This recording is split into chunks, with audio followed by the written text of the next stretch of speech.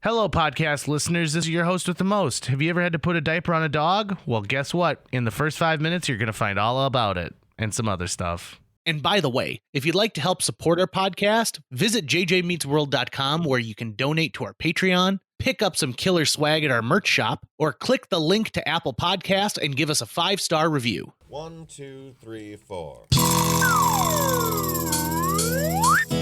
J.J. Gordon, sort of like that Indiana Jones, in that he's always sniffing out his next adventure. Yes, he is. He's always interviewing guests so he can have them on his show and they can talk about pop culture, arts, and leisure. J.J. has his flag unfurled and he likes his french fries curled, and he's fun and then he twirled as he goes to meet the world. He will march into the rain even if his ankle sprained. Take a peek inside his brain. This podcast is called J.J. Meets World.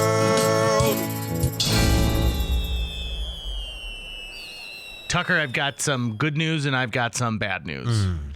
The good news is... I'm getting the good news first. Yeah, I'm going to give you the good news first. Whenever you get the good news first, you know the bad news outweighs the good news. So they're just like, let's try to... Which one? We want to give the heaviest hitter the headlining spot. I just think it's like the good news is more like let's let you have this information before you're deciding which information they should get first. Yeah. And if you're telling me I should be getting the good information first, that means the bad information needs to be softened up a bit. The good information is I've had to pull out my carpet cleaner much less recently due to dog accidents. Oh. Which is good because, as we spoke in a previous episode, my dog is dying. She's on her second, what the vet said was very aggressive UTI. And so they've now put her on the strongest version of antibiotics that are available for pets.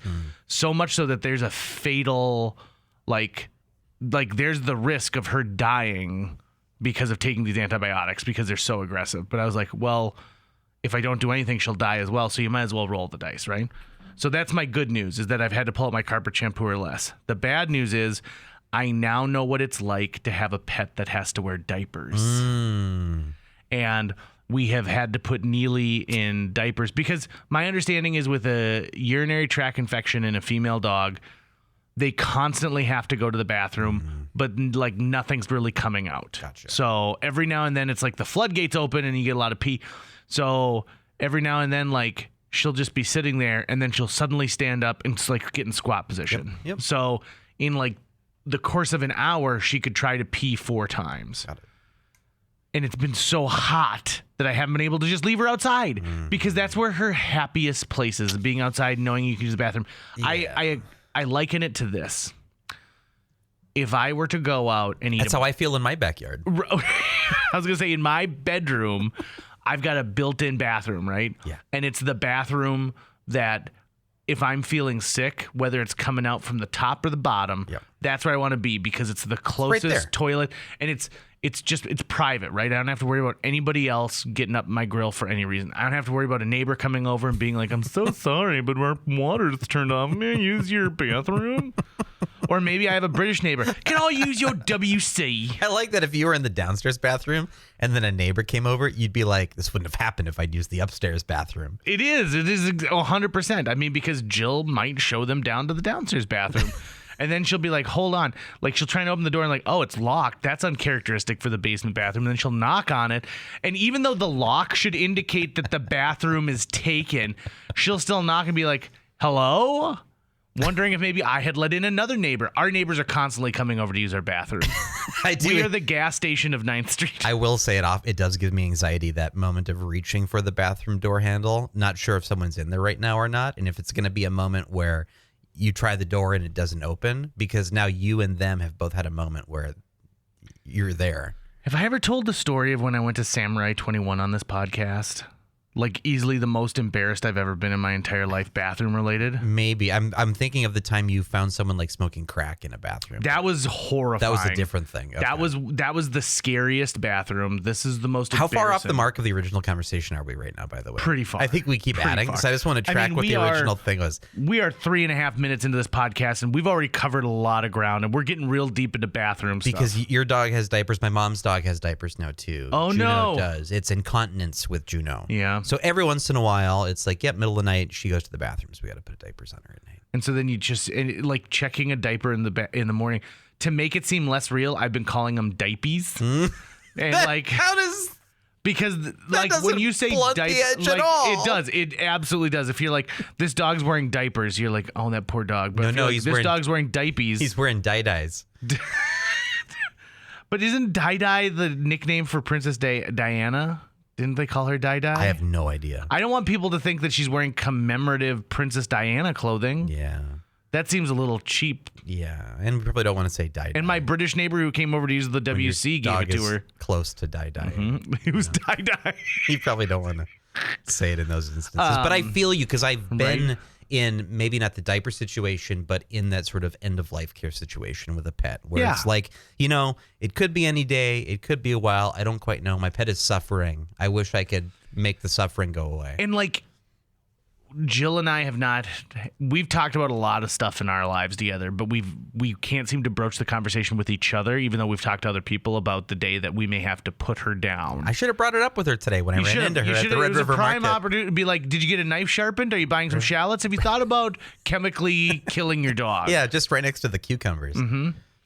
Not killing her next to the cucumbers. We were next to the cucumbers. Right, but cucumbers, she does like them. So I also maybe she, shouldn't like, say the cucumbers because I'm sure there were many cucumbers. So I Really? apologize to whatever cucumbers I was not around. Have you tried the Happy Harry pickles? Are we talking Or about Harry Hippie pickles? Okay, yes. No, I haven't. They're good. Oh, you don't like pickles? No, I hate pickles. Yeah, why would you ever try I those? thought you knew me. Yeah, I don't know. I just thought I wanted to share something I liked. I've Something one with time you. made the mistake of thinking that you like mayo, Yeah. and then you threw your hamburger away. Do you want to hear a prank I'm going to pull on Monday? What time of day are you pulling it? This is during my show. So, So should I? Because so I'll make sure to not post. This beforehand. don't. What time is your show done? 11 at 2 o'clock. We are on p.m.? air from 11 to 2 p.m. Okay, so this will go live like 2:30. So it's very rare that my radio partner Amy and I eat lunch during the show, but we have lately because we've been so busy. A lot of stuff's going on. We're not finding time to, and it's weird because I either have lunch at 10:30 in the morning or 2:30 in the afternoon. So I miss all the buffets, which is too bad. And it's because you're on your show. Like the biggest gap I have, I think, is like 10 minutes. Ooh. And so I'd have to make it and then shovel it down. Yep. And it's weird. Like if I've got a bowl of soup in there and a guest comes in, like if the former governor of North Dakota is in there and he's like, what kind of soup are you eating? I feel like that's setting a bad tone for my professionalism. You don't want to say it's actually SpaghettiOs. It's SpaghettiOs, but I put cream in it to try and classy it up. So this is on Monday.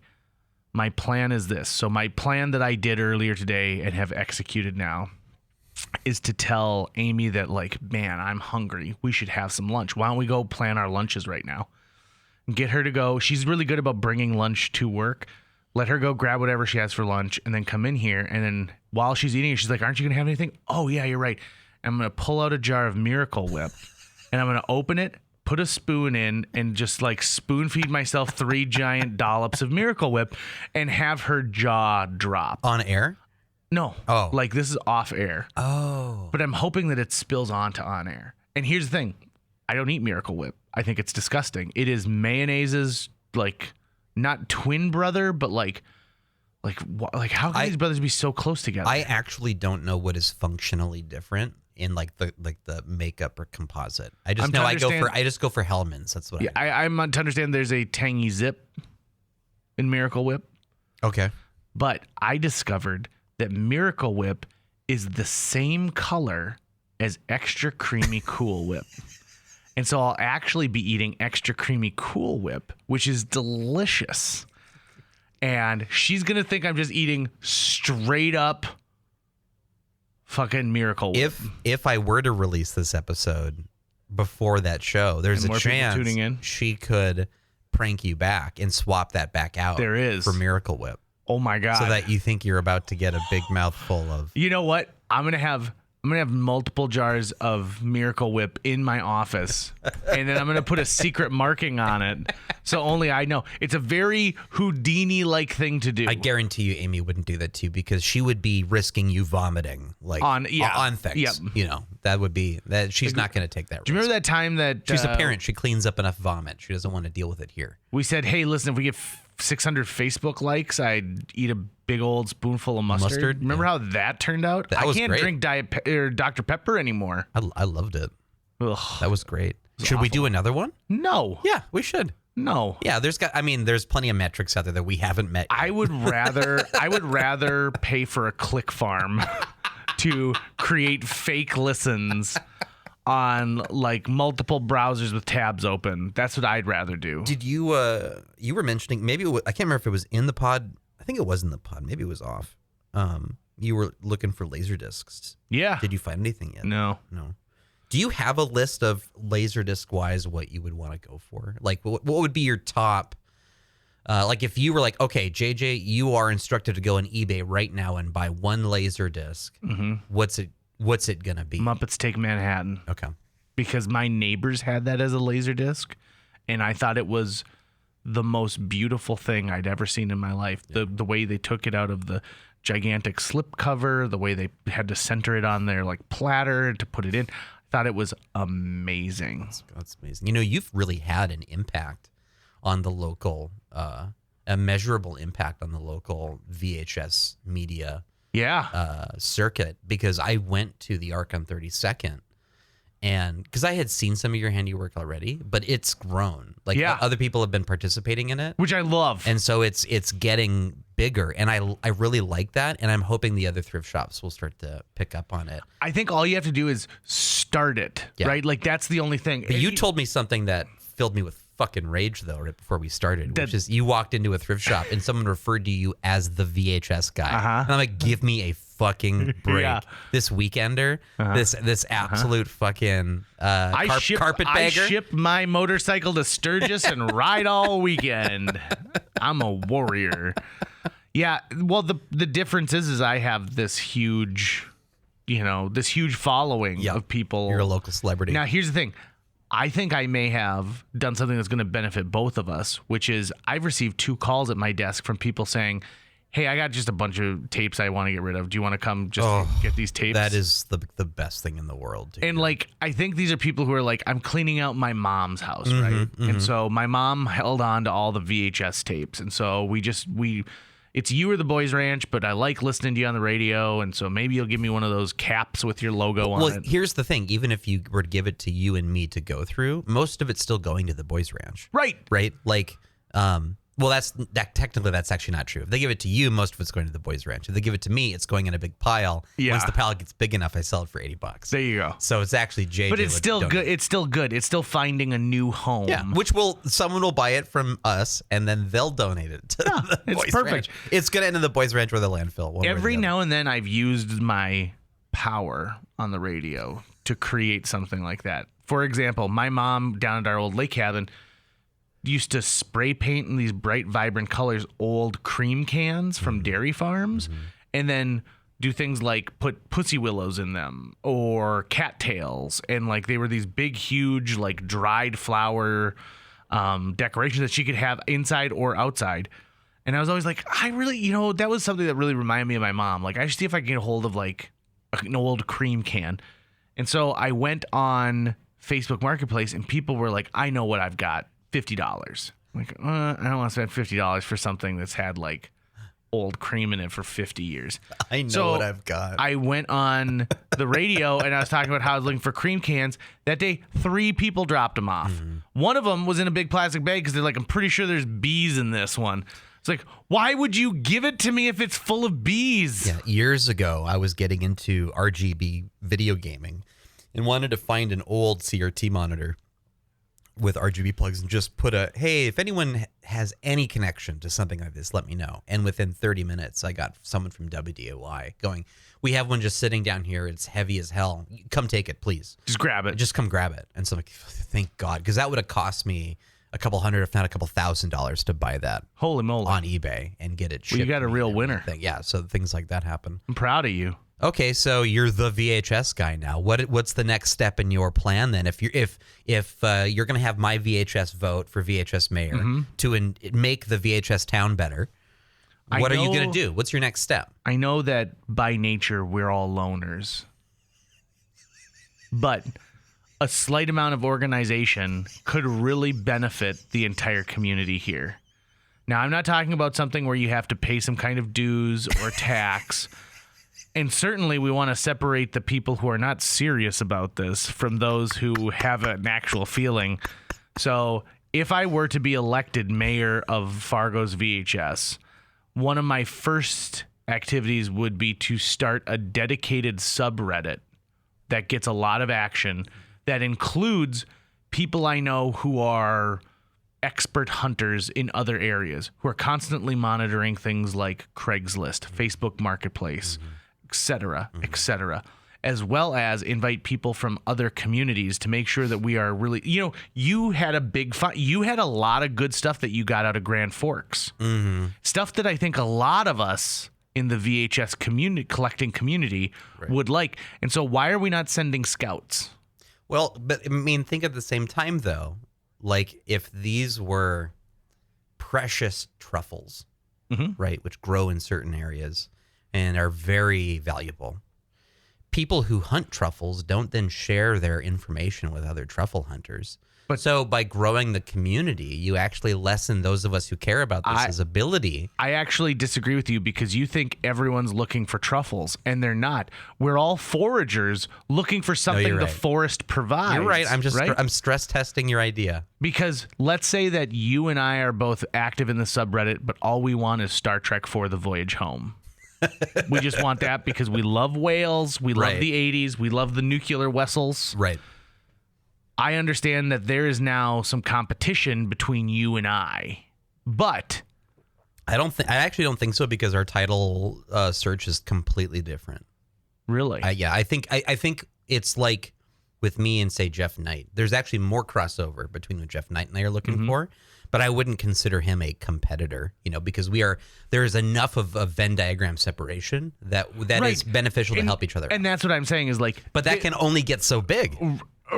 Before you get too many circles in the Venn diagram, now you're getting a lot of now there's a lot of overlap. At one point, it can't be a Venn diagram anymore. That you just lost my phone. The makeup doesn't work. The mayor doesn't. The mayor doesn't work out. This is not a full-time position. The math doesn't work out because you'd actually have to change this over to a probably a bar graph. Yeah. And like each title would be there, and the higher the bar graph, the more people are interested in it. I think I would love to see.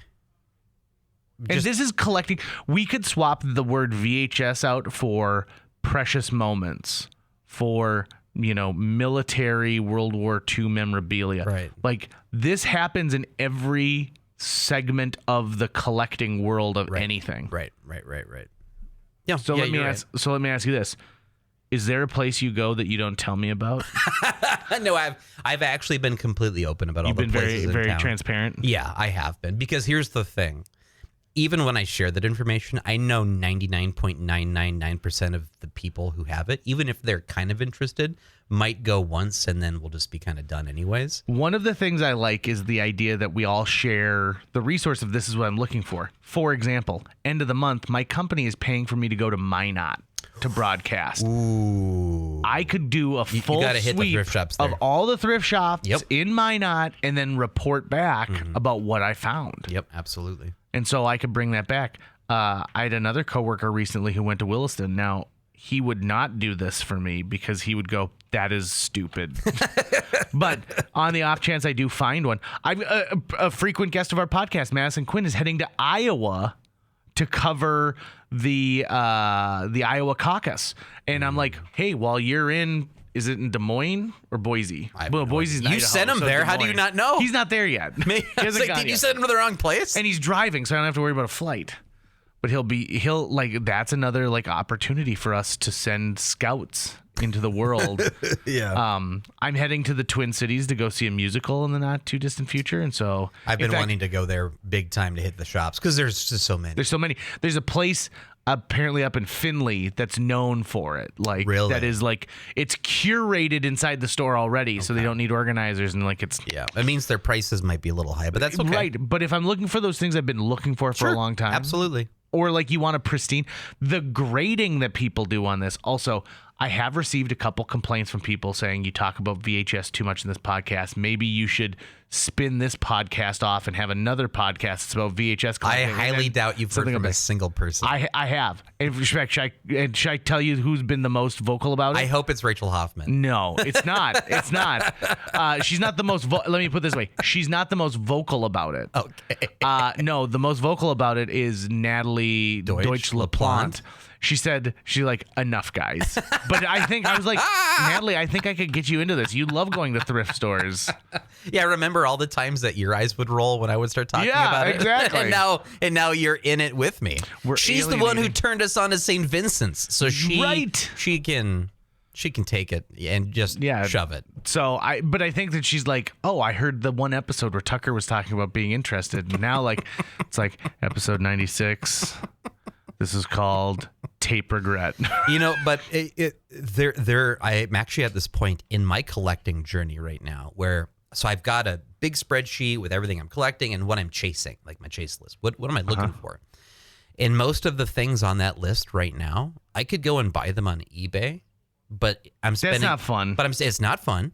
I'm spending at least $20 on them, and it's and there's so many of them that I just know at some point I'm going to run into these in the wild. Like nothing is just so super rare that I'm not going to find it somewhere. And so those are the ones that I keep my eyes out for. But yeah, with the exception of a couple of titles that are actually really rare, that are hard to find, there's very little that I'm like, there's things my collection is missing, but nothing I would pay a premium for. So now I'm at this point where, okay, yep.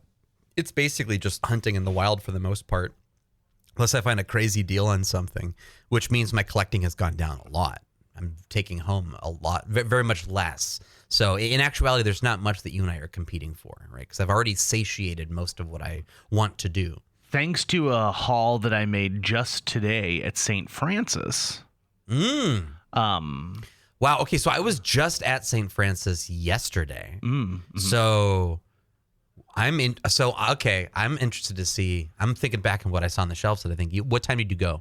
I mean, this was today. Today, maybe an hour ago at the time of this recording. Because I just went there yesterday. She told me that they just put him on. Like there was a guy who wheeled out a cart like right before I got there, so he was just loading up some stuff. Oh, that's exciting. It was. I may have to go there after this now, if they're even open still at this point. They might not. I'll tell you this. It was a lot of religious stuff. Oh, it usually is. Right. And I just, I put all the religious tapes on the top right. So you organized? That's awesome. I did. Yes. And then all the fitness tapes after that. Yep. All of the animal related tapes. So like hunting, fishing, cute animals. All the sports tapes next to that. Sports bloopers. General tapes are on the left. All the clamshells are bottom right. You really did it. They had a bunch of like audio tapes mixed in with the VHS tapes. And so I put those all in one area as well. And then I put doubles, triples, etc. together on a main line. So you're going to see that right when you walk in. I'm also pretty religious about if a movie is part of a series and they've got like part 1 and part 2, I put those together. Okay. Example, 3 Men and a Baby is right next to 3 Men and a Little Lady. Yep.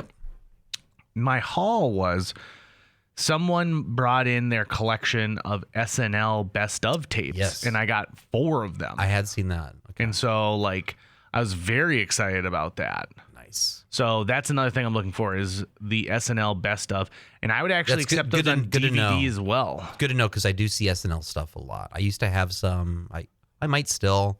If I do, I know it's not on the shelf. Therefore, I'm like, I'll probably just donate this to JJ. One of the great things. Lorne Michaels started Broadway Video, is what he called his like.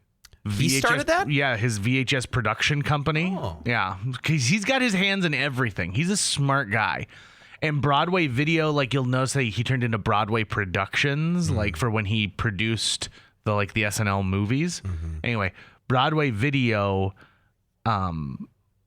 they like skirted rights to music and stuff like that because it was at a point when people were like, TV on DVD, that's stupid. No one's gonna want to buy, the best of SNL Christmas sketches. So we really don't care. Who would ever think that? That's such a weird thought, but yeah. And like there's some stuff that they have silently sort of culled and not let out anymore, so that you have to get some of those older tapes to be able to see it. I mean, that was the case, I know, for Northern Exposure. Yes. I believe was like they had to revamp the whole soundtrack. Scrubs, same exact thing. Okay. If you watch Scrubs on streaming, it is drastically different music. So buy those DVDs. Weird. What else did you find? That was it. That was it? Most of my time was spent organizing. Got it. And at one point, I think there was a guy who was frustrated because he wanted to get back to the VHSs. But like, the one he saw what I place- was doing, and like we had a silent understanding. I mean, St. Vincent's is also in a small enclosed room. It is, But it's not many are like that. But yeah, those are a couple like that. Ark and 32nd's not like that. DBR in Dilworth, Second Chance in a Dilworth isn't. I want Jazzy and Mumbos to get their game together a little bit. They have Yeah. VHS, but they've got a bunch of Star Treks, the kind that I collect, but they've marked them at $5 a pop, which What? is insane. Those are not worth that. So I'm waiting for them to come down on those because they're other VHSs, but they don't have a great selection. Also, while I was there, they had a red Weber kettle grill that looked like someone was dropping it off for donation. That looked like it was practically brand new. Mm-hmm. And so I inquired about it, and she goes, "I don't go outside; it's too hot. I gotta be." In I the know air conditioning." exactly who you spoke to, Right? even with your impression. And I was like, "Okay." And She's so, met Clint Eastwood, by the way. What? Yeah. Did she bring that up when you bring tapes up? She did. I brought up I was buying, I think, Good, the Bad, and the Ugly or something like that. And she said, I've met Clint Eastwood. He was a really nice man. And she said she used to work as a nurse out in California. And one day a buddy of his got hurt and was in the hospital. And so he came to visit him. And so he was very nice to all of the attendant staff and like gave them like movie tickets and stuff or some sort of thing. She was very nice years ago. It's a weird way to promote your movie. Yep. You know, like you just go in. Injure your friend and then give free tickets. You're gonna you have to go to all the hospitals. Well, we know that doctors talk to a lot of people. They do. And so they spread the word. They are the tastemakers. Nurses really spread the word about. When was the last time you had a Hawaiian Punch? Well, okay. I mean, I couldn't tell you, man. I think they changed the recipe. It would have been bought from a dollar store, a Family Dollar, at some point. So In your adult life, it might not have been brand Hawaiian Punch. It might have been. okay, I'm talking about brand Hawaiian Punch. I couldn't tell you. So Hawaiian Punch now it used to come in cans when we were little. Do you remember this at all? Like it came in a big size like can, and you'd use like the can opener with a triangle, like clunk, clunk, and then you'd pour it into something. Well, now they come in plastic bottles, and either the metal made it taste one way and the plastic doesn't, or they've changed the recipe from the ground up. But I tried Hawaiian Punch the other day because I found myself at a third grader's birthday party. And they're like, oh, it's funny. They're like, oh, we got seltzers and beer in the cooler. And I was like, and what are the children drinking? And they're like, oh, it's Hawaiian Punch. And I'm like, I will have 4 cups because I am an adult and not a little boy. But I am going to get a little red mustache from it. It did not taste the same as I recall. Like I recall a very vibrant. I mean, the reason they call it Hawaiian Punch is because the flavors are so intense. It's like a punch to the face. Did you see it getting poured out of the bottle? Yes. Okay, because I was going to suggest maybe this parent cuts it with water to make it less sugary for the kids. No. In fact, I think she was purposely trying to make it more sugary. Okay, and you saw that it wasn't like a special. It wasn't like, off-brand. Wasn't it diet. wasn't like diet, zero sugar. There's nothing like that. Weird. It said Hawaiian Punch. It had the little tiny guy on it. Everything I knew. Did you show up with a clean palate? Like Yeah. what had you ingested before going there? I had a sandwich for lunch a few hours earlier. There's usually cake at birthdays. Did you hit? I didn't have any cake. Okay. In fact, I went there with the intention of not having cake because, and this is gonna make me sound like a real son of a bitch, but whipped topping is the worst. Why are we putting whipped topping on cake? And so I will never plan on eating cake when I go to any function that has it nowadays because whipped topping is cheaper and it's easier to put on. So and people don't know the difference between icing, aka frosting, yeah. and whipped topping. Right. Whipped topping is plasticky. It tastes artificial and fake. But when you're a little kid, you're just like, cake. Yeah, cake is you can make or break a cake. Yeah. By the frosting that you put on. A million times. I almost don't care what's underneath. I care about what you're choosing to glaze it with. And there had better be a lot. Yeah. For so me. you're a corner guy, and just Yes. like, do you like the scrapings? Oh, yes, I do, dude. Okay. I mean, my thing is to go to Hornbacher's and get those sugar cookies with like an inch of frosting on top, let it sit in the open for like an hour and a half so it gets room temperature, and then eating that. Oh, Let my me tell God, you- that tastes so goddamn good. I'm going to do that tonight. This is a new segment we're starting on the show called Chubby Chasers. Okay. And it's not about dating. It's about these are some of the chubbiest things I've ever done in my life. And here's some pro tips for you if you want to live life like you want gout. Okay. Number 1, when it's a sheet cake situation, Where you're just, you might think you're just chubbing. You're sitting around chubbing. You might think I want to get to the front of that line because I want one of those corner pieces or one of the pieces that have the flowers on it. Right. Nay, nay, nay, nay, nay, nay, nay. Here is the Chubby Chaser tip of the day. Wait until about a dozen people have gotten their square of cake. And you'll note that there's cake that is stuck on the bottom of the cardboard. That is the moistest cake you're going to find. It's almost unbaked in some cases. And what you're going to do is you're going to ask for the spatula and you're going to take all the scrapings, is what I call it, and then all of the Excuse me. side parts Give a of spatula. right? And like if you're really lucky, they've given almost all the cake away and they're plating the last couple pieces, and then you can just ask for the cardboard base. Because then you are going to be in Can taste I have heaven. the cardboard base? May I have the base, please? Because I intend on giving myself type 3 diabetes. Here's how I know I'll get diabetes Uh-huh. is if this thing happens. If Hornbachers can find a way to inject those cookies that I was just talking about with cream, especially like what's in Boston cream pie, vanilla, Yeah. like a vanilla cream or whatever. I would immediately get diabetes. Okay. I would eat that twice a day, every fucking day. I think I know how I could build that for you. I'll work on it. A custard. That's what I'm trying to say. Like a custard? There we go. Okay. So if you could make a sugar cookie that's got like that nice inch of frosting on top of it, usually you got to make it like a dog face or something so that like it's like, oh, there's a big blob of frosting here for this part of the snout and the ear, right? And then you can fill that with custard. I will only eat that for the rest of my life until I die. Here's my plan. You're essentially going to be ingesting 2.5 cookies. What I'm going to take is Yes, I am. 1 cookie and just pull all the frosting off of it. Okay? Put the frosting to the side. You're going to Frankenstein a couple cookies together. Yeah, I'm going to take another cookie and I'm going to cut out the middle, but I'm going to leave like a ring. Okay. So that's going to be the hollow space that I'm going to fill with that cream, and then take a full cookie, put that on top. Okay? And then just for good measure, that frosting, I'm not going to abandon it. I'm going to take that and I'm going to use it to do the sides so you can't see it's 3 cookies at once. Only after you take a delicious bite, and then you're already hooked. Yeah. Yeah, I'm ready for that. Okay. I'm not even going to wait for your birthday. I might just do this for Don't fun. wait for my birthday. That's April. That's a long time from now. So if I bought a 12-pack of cookies, there would end up only being 4. So remember that when you're eating it, like, I can have a second cookie, be like, no, you're technically having a 6th cookie. Can those cookies somehow be made of oatmeal cookies with raisins in them? You really want that? I mean, if we're getting nuts, oatmeal raisin cookie is my favorite kind of cookie. That's just like hey, you've got these flavors to pick from. Oatmeal raisin, as long as it's crispy, that's my favorite to go Crispy to. oatmeal raisin. Yep. I mean, now you're playing God. I know. Okay, yeah, but you know what? We came up with the seedless Listen, watermelon. either we do this or the artificial intelligence does this for us. Oh, yeah. Bingo. That's the big pressing issue here. I want to taste this from a human soul before some fucking robot invents it in the future. And then what did Tucker kill himself with? Oh, the robot food. So you're assuming that there's a point in history where the computers who are now sentient get together and they're like, what is the human's downfall? And one computer goes, those chubby chasers love their cookies. And then he's the king.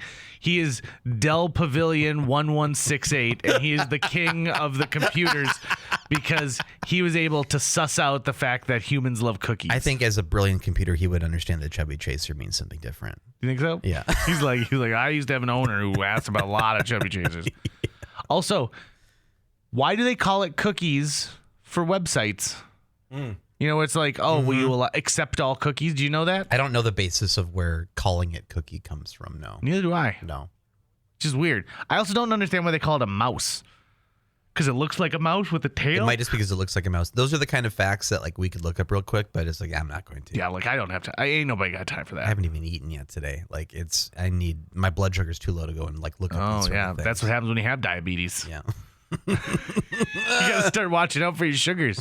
Can I talk a little bit about diabetes research though that I'm really interested in lately? Yeah. So Jill is a type 1 diabetic and she uses a Dexcom, which is a constant glucose monitoring system.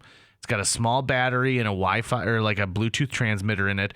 And so it is roughly, I would say it's like the size of your like thumb from the like knuckle to the tip, right?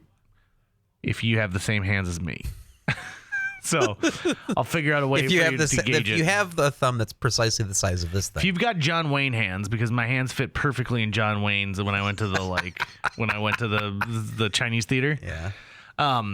So what you do is every 10 days it comes with a little device. You unscrew the bottom, you push it in, there's like a plunger depress, you push a button and it automatically injects it in. So there's zero guesswork to it. You have to just move it around. And then it comes with a little tiny adhesive patch that you put around it and you push it in. And there's a small needle that goes in. So there's constantly like a needle. That's why you can't leave it in there permanently. You got to move it around every 10 days. Very like she's only bruised once from this. Okay. Like she's only like had like blood like once that we've seen. But what's amazing about it is the Dexcom system. Sleepy boy. Yeah. The Dexcom system is meant to alert you when you've got high blood, low blood. And then it's also great because you can bring it to your endocrinologist and say like, hey, listen, every day I'm waking up and it's my blood's incredibly high or incredibly low. And they're like, oh, okay, let's cut back on the long lasting insulin. Got it. And, take fewer units when you're actually eating. I am amazed what they've been able to do with it. It is just shocking to me. Yeah. And it'll be at some point even less intrusive than it is right now. And even if you are somebody who has like an insulin pump, meaning you never have to inject insulin, it's constantly monitoring your system and like, sending insulin through. Those used to be like a pack you carried, like it was like a fanny pack. And now they are small enough that they fit underneath your shirt. Like you can't see them. Yep. I would assume that in our lifetime, it becomes subdermal at some point. Yeah. Right. Where it's like it's actually, or at least, the mechanism that reads everything so that you can always have this, really precise monitor in your body that's probably telling you all sorts of things about yourself. And it will be telling me about you really shouldn't have eaten all of those cookies that JJ made for you. Right. If you're a type 2 diabetic. Yeah. Versus if you're a type 1 diabetic and it's in the genetic marker and you're like, sorry, you lost the lottery. And I've started to notice it more now. Like if you notice, it usually is on the back of a person's arm. And I mean, it's tiny, right? It's not huge, but like there's a bandage around it. And like it's right at the, above the t-shirt line. I notice like at airports and stuff, I see more and more people wearing them. And I just think like, this is just amazing. And I should be investing in this company because they'll profit billions of dollars. You're probably going to be seeing things similar to, someone couldn't see, but now they've got a small device like that attached to their head, and now they can see. Like Jordy? I mean, like Jordy, but not like across the eyes, right? Mm-hmm. Like, this is. There's similar things for hearing, where like, with this on, I can actually hear now, and there will be probably variations of that for other things as well. Like, there could be forms of paralysis that, if I wear this electro monitor on my lower back, my legs work. Kind of a thing. Right. Like it's stimulating the nervous system that had been compromised. Yeah. It is like we're doing some crazy stuff with medicine these days, aren't we? Absolutely crazy stuff that we can Also, do. diabetes is an epidemic. And like I think like the statistics are 1 out of 3 Americans will have diabetes by the time like 2028 hits. And it's just because the food that we're eating is causing our bodies to be like, this doesn't seem right. It's high fructose corn syrup or whatever. Yeah. Whatever the main piece of it is. I never know anymore. I never know which part of it we're pointing at now. There's some science that points to processed foods because your body doesn't know how to produce insulin for something that has so many non-organic ingredients in it. So it's sort of like, we'll just flood the body, like it's the equivalent of like if you ate styrofoam, your body's like, he ate it, but we don't really know what to do with it. Like the immune response to it, basically. And so there's that. And then the fact that like you can have sugar in 5 different ways listed in the ingredients. Like it can be sugar, high fructose corn syrup. Yeah. I keep yawning today, and it's because I was up really late. Why are you such a tired boy? Playing the Chronicles of Drunagor with my friends. What the fuck is that? It's a game. It's a board game, but it comes in like 9 boxes. Whoa! And Phil Goodell would kickstart it. I think the game itself was something like $600. It was insane. Damn. No wonder that guy doesn't have a wife, but he has board games that I think he likes more than having a wife. Yeah, I mean, I think they don't talk back to you. Yeah. They got sexy demon ladies all over. They're always in the mood. Yeah, right. But so he kickstarts a bunch of games. He's got probably the biggest board game collection of anyone I know. I think maybe that is what's going on with those of us men who are just single and alone. Yeah. Is we just collect shit. Yeah. Why not, right? Yeah. So he got Chronicles of Drunagor, and so this is the first game I've ever seen that really makes use of 21st century technology, and not in the way that like, oh, I'm playing it on a computer. Sure. But for example, what we used to do, like if you finished a D&D campaign that you were playing through one of their books, it would have a wrap up that you'd read, like the adventurers all end up at the Sleepy Time Inn. This now you use your cell phone and they give you like essentially like a website that you can go to. And you make your decision and click next, and it goes, you enter the dusty cave and you notice an odd smell. And then like you encounter something and it's got a jeweled eye, something in its fist, and like a squid leg. And it's like you get to choose, do you want to take out the jeweled eye, what's in the fist, or the squid leg? You make your choice and then you push that one, and the narrator walks you through what happens and then sets up like the battle scenario that you've got leading after that. It is insanely good. The miniatures, I've never seen so many miniatures for something in my life. You know, when we were talking with Alex Davey after he designed that Star Wars board game, and he's like, yeah, there's a lot of miniatures in this. It makes that look like Candyland. It is boxes and boxes and boxes and boxes. You know, that kind of game too is going to be very AI centric in a lot of ways too, because there's already experiments that I've seen amazing work done with in like games where there's a lot of NPCs. Yeah. And then you get an AI system. Non-player character, by the way. Yes. And you get an AI system, sort of like a chat GPT, to generate all of their dialogue for you, including like, and so there's no scripted dialogue. It's literally being generated by some intelligence in front of you, and just how much that could add and change a first-person video game experience, where it's like, oh, my NPCs talk to me like this, right? Versus what yours do. Did you ever see Jumanji 2? No. Okay. Wait, okay. Are those direct sequels to the... Wait, hold on. There's Jumanji, and then what I call Jumanji 2, and then there's Jumanji Welcome to the Jungle, which is a sequel to Jumanji 2. Okay, so we're talking about the beginning of the new Jumanji universe. Are they connected? They are. Oh, they are. Okay, I wasn't yes. sure if they were all connected. Yep, they're connected. Okay, so with the Rock Dwayne Johnson. Yes. Okay. You haven't seen it. No. It is one of the best video game movies you're ever going to see. Really? Yeah, and I'll tell you why.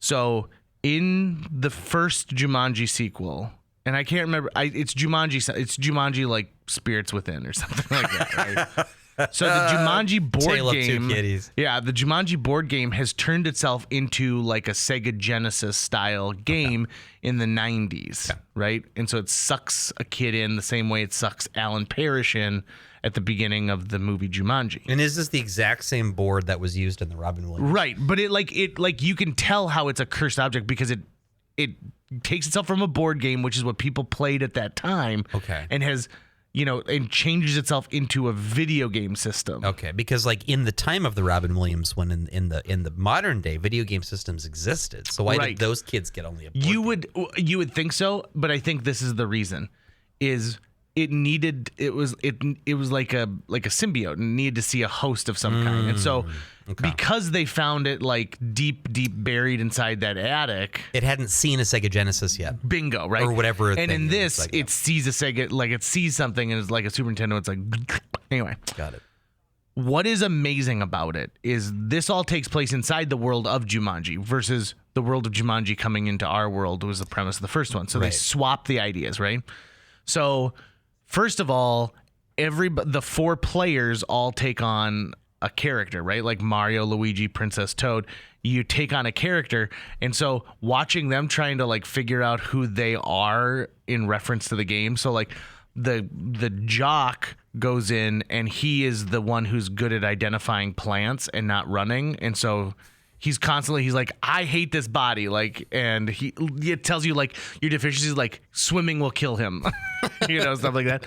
But they introduce NPC characters who are NPC characters. So for example, do you ever watch Flight of the Conchords? A little bit. Reese Darby, who played Murray, their manager. Yeah.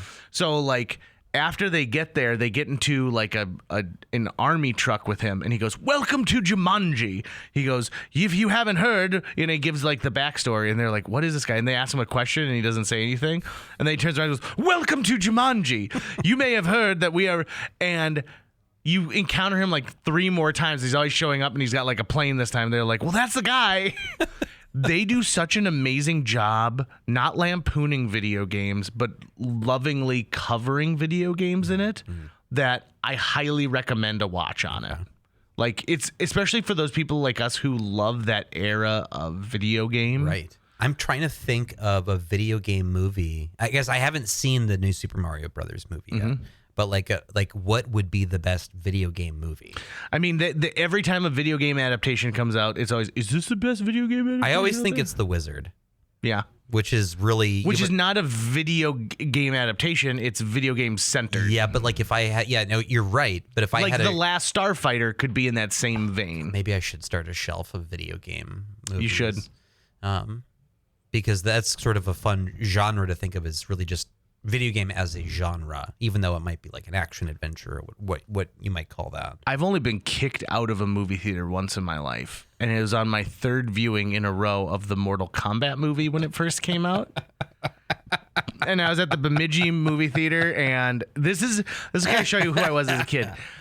My Uncle Wes, who wasn't really my uncle, but a good family friend, I've talked about him before, about how like he's the man who taught me about generosity of like both wealth and time.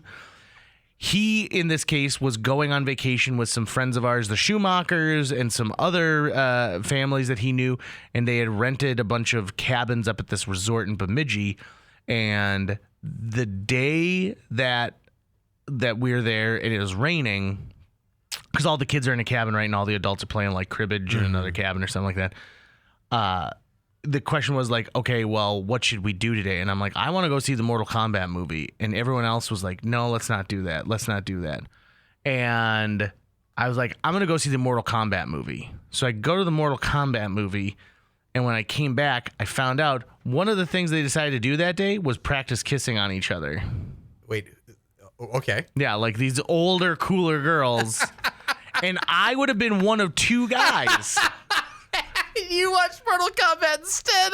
For 2.5, because I got kicked out on the 3rd time through, and so I got kicked out of a movie theater, and I found out like, and there were Murphy beds. You know what a Murphy bed is? That folds in the wall. So what they would do is they'd fold a guy and a girl, or this one guy essentially, into the wall with all the girls, and they would practice kissing. Yeah. So every time I see A Murphy bed? well, yeah. They're not very common anymore. They're not. Although I don't know why not. A bed takes up a lot of space. I think a lot of deaths happened. No, they didn't. I mean, no, the bed doesn't squish you against the wall. There's a little bit of space. well, I mean, if it did, there wouldn't be people around to tell you that it's. I mean, I've been shoved into a wall in a Murphy bed probably 100 times. how much kissing did you do in it? None. And then I was like, the next day I was like, oh God, it's gonna rain again. Yeah, and it didn't rain at all. So both when I see rain and when I see a Murphy bed. God, that your kissing story is so funny. It makes me think of when I was in elementary school, and I was girl crazy at an early age. Girl crazy. Like I like girls are amazing. I think they're beautiful. I want to kiss them, right? And there was one girl who I had a massive crush on. I won't say her name, just in case. But it was 6th grade, one of the last days of school at this elementary school. Okay. And so one of the popular girls threw a party at her house. And so Ooh. all of the kids in our grade from both classes got invited. So there's probably like 60 kids there. Okay. Oh, right. And some of the kids decided that they wanted to try practicing kissing for the first time in the basement. Oh. And so I sort of walked down into the basement and discovered a whole group of kids down there. But instead of like all of them trying, they were putting like a boy and a girl together Yeah. for everyone to watch and be like, okay, now you guys do it, right? And so, but I never got swapped in. I was never picked from the crowd to go in and smooch. But my You didn't get your chance. but my crush, I remember her being there smooching and being like, God damn it, this sucks. You're like, I wish I would have gotten into this situation. It made me realize at that moment what little value I had in the eyes of these for smooching and these other girls. So I realized, okay, I have to figure this out. Then along came being in theater. Yeah. I remember a girl that I had eyes on but didn't really feel the same way about me. But somehow I introduced like my activities of general like theaterness, introduced her to the guy that she ended up dating. So that just happens. I remember that phone call. Yeah, right.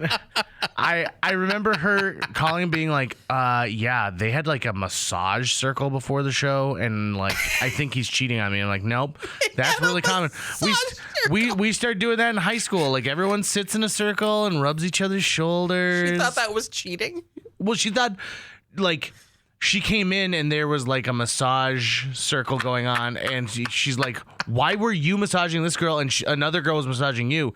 And she was like, you know, she thought there was some kind of weird, gross sex thing. And I'm like, nope. I think you dodged really a common. bullet, JJ. Do you think so? I think you dodged a fucking cannonball. Okay, but let's be honest though. There's a lot of things theater people do that's weird. Like, Yeah. you know, like Yeah.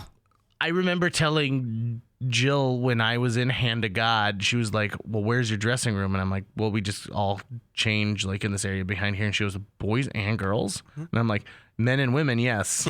There's no boys and there's no girls, but there's men and women. I'm like, yeah. And she goes, do you ever see anything? And I'm like, no, because I'm not looking. And she's like, but they could see something on you. And I'm like, I'm wearing underpants.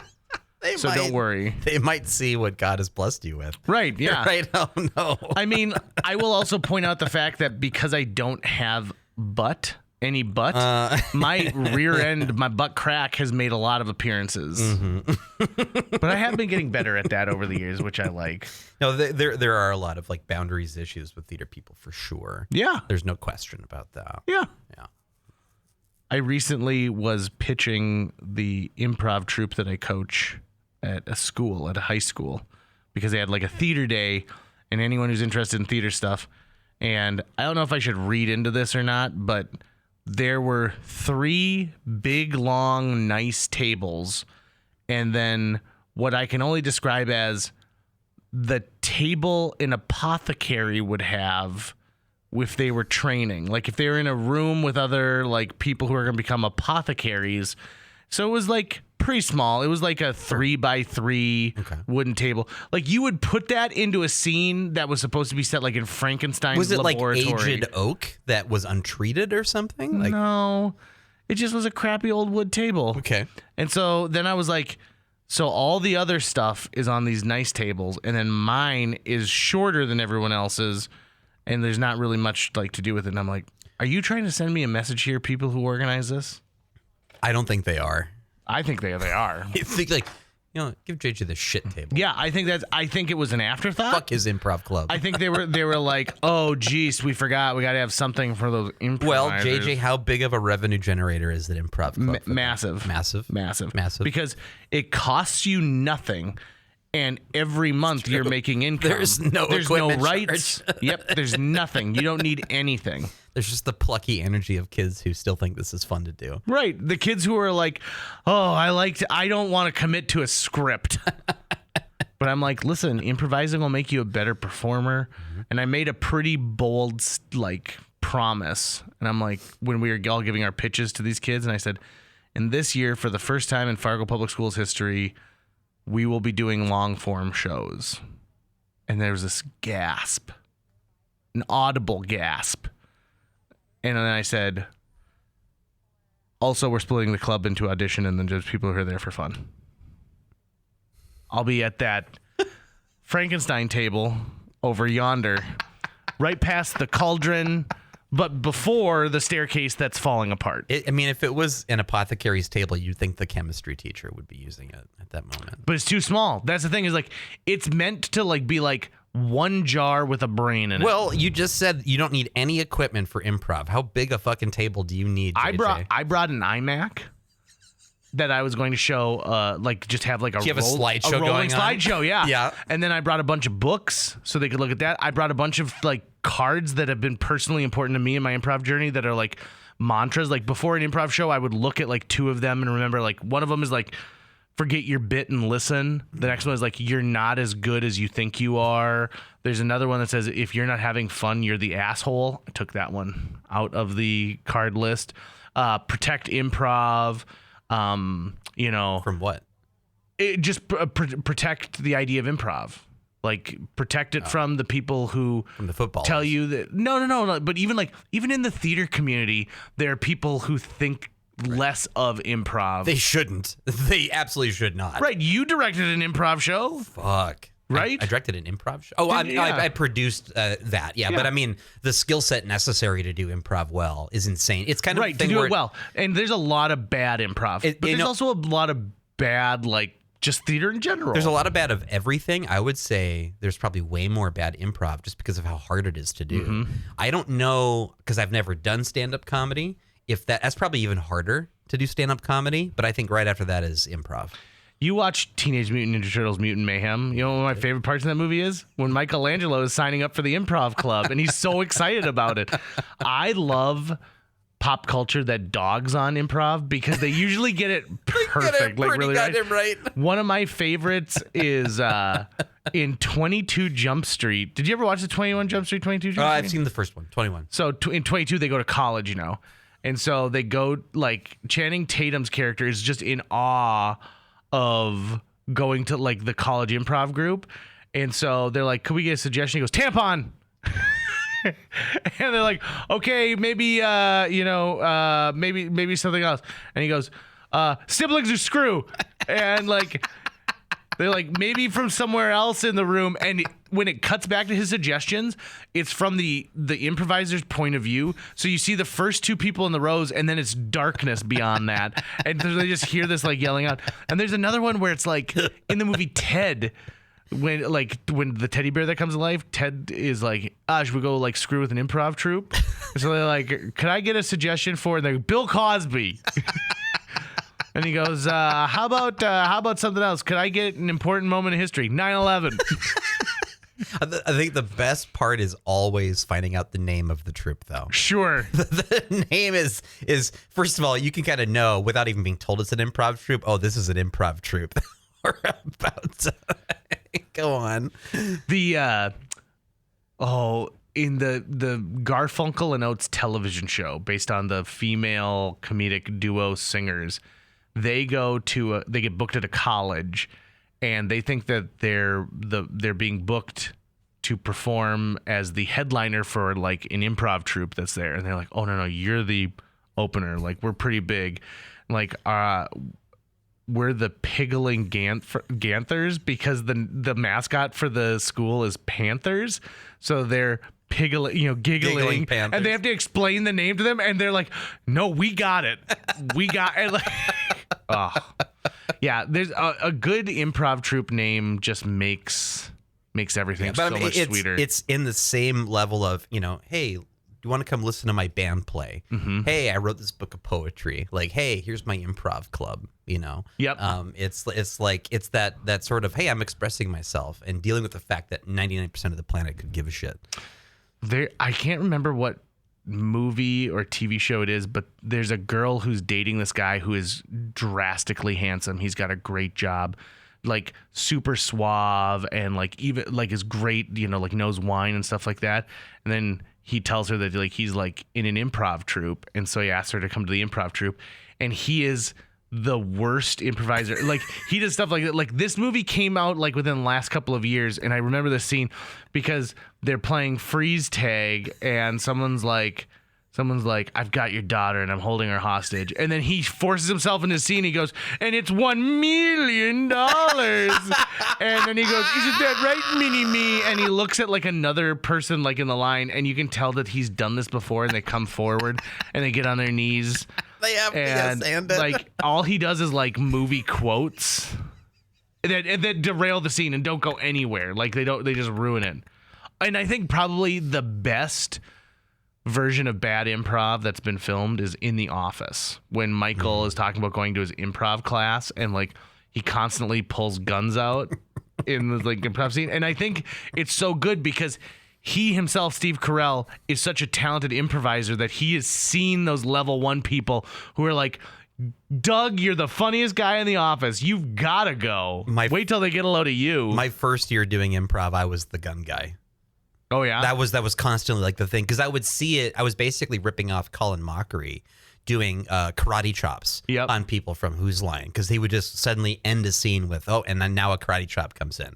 And that's basically what I was doing at the same time, was how absurd to handle this scenario you found yourselves in with a gun. You know, it was the immediate go-to. Oofda. Yeah, that was the best you can say. Oofda. Oofda. That's going to wrap it up for today's show. If you enjoyed this episode and would like to help us continue to produce new episodes each week, visit jjmeetsworld.com, where you can donate to our Patreon, pick up some swag at the merch shop, or follow our link to Apple Podcasts and leave us a 5-star review. You can also follow us on social media. We're on Facebook, Instagram, Twitter, YouTube, all the sites the cool kids are using these days. JJ Meets World is produced every week by Tucker Lucas. You can find out more about Tucker's work by visiting moonbasemaria.com. If you want to get in touch with your host with the most, check out linebenders.com, where you can find direct contact info for JJ or booking information. Unfortunately, I think the thing that's going to take us down is not AI, but it's a weather dome that eventually we're going to build over the country, and then someone's going to accidentally spill water on the control board, and we're all going to get struck by lightning at the same time.